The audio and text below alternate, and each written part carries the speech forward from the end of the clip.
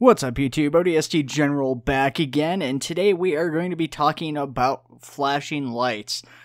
And you know what, obviously this is going to be kind of a thing whether or not you should buy it. And I'm going to start off with for at least most of you, that is a resounding no, or at least a not right now. Now let me elaborate on that. There's been a lot of people very critical of the game. Saying that it's got bad graphics, you know, there's other games that do basically the same thing but better, so on and so forth. So let me talk about the game, my thoughts on it, and what I think might hopefully happen with it. So let's start out with the cons of the game. The cons of the game is, one, this is this is kind of moderately priced game. It's $14, which is actually fairly cheap for a game, and one of this one's goals. But, you know, the graphics aren't very good. As of right now, it's fairly buggy, and there's not a lot to do. There's also a lot of inconsistency when it comes to the models and the quality of the textures and stuff like that. And to put the cream on top of it, there is only one developer of it currently. So that is a lot of negatives stacked against this game, like right off the start, right from the get-go.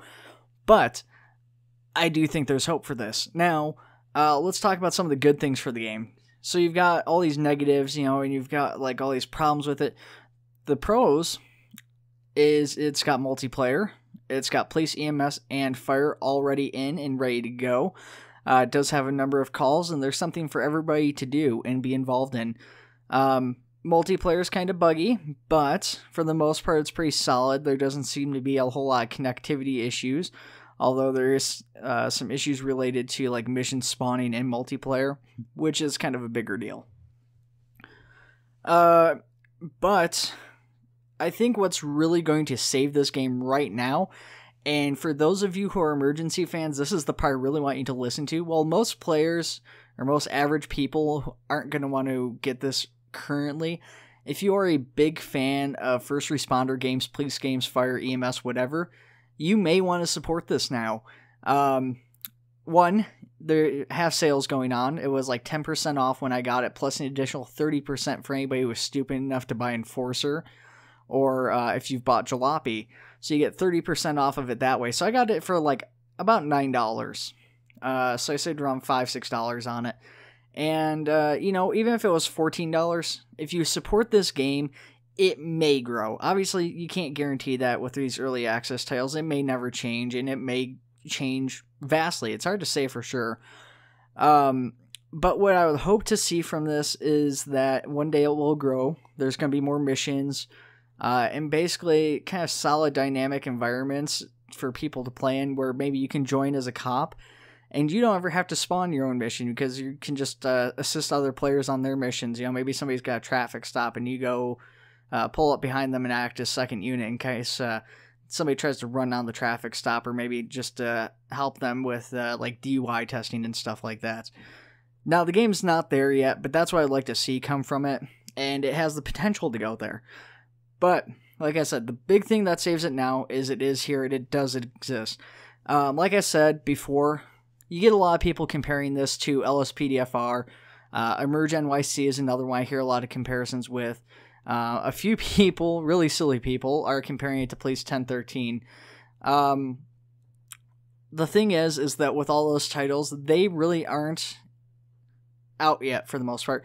LSPDFR is, and it is more advanced, but the problem with LSPDFR is, some other YouTubers have already pointed out, when you're playing LSPDFR, you're playing GTA 5. You're not playing just LSPDFR. You're not starting out. You have to go mod it.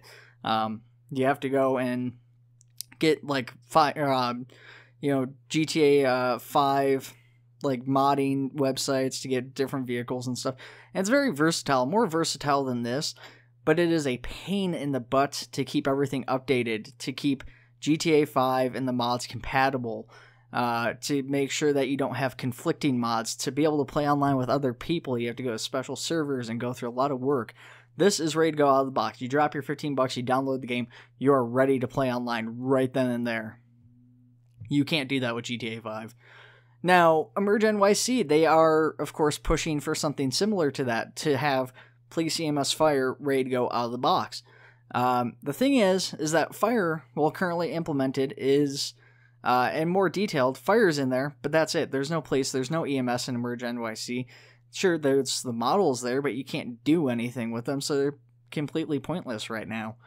You know, and then in regards to the fire, you know, that's it's more detailed, but it's kind of buggy. It's kind of hard for some people to run it still currently, as they're still kind of getting optimization nailed down. And ultimately, multiplayer is pretty much unplayable currently. You know, and that's a big selling point for this. So I think that's really where you should look at this from, is this $15 for this game worth me paying for it for now to tide me over until these other better games come out, until they start deploying their stuff out to a playable state? And, you know, is my $15 going to go somewhere with this game? It might. This game does have potential. It is an interesting concept, and there is some fun aspects to it, even if it is very, very basic right now. But you know what? That's my thoughts, guys. What are your thoughts on Flashing Lights if you've played it? I suspect most of you haven't. Probably a lot of you are trying to steer clear of it right now anyways. But let me know your thoughts in the comments below. I would love to hear them. Alright, guys, take it easy, and I will see you in the next video.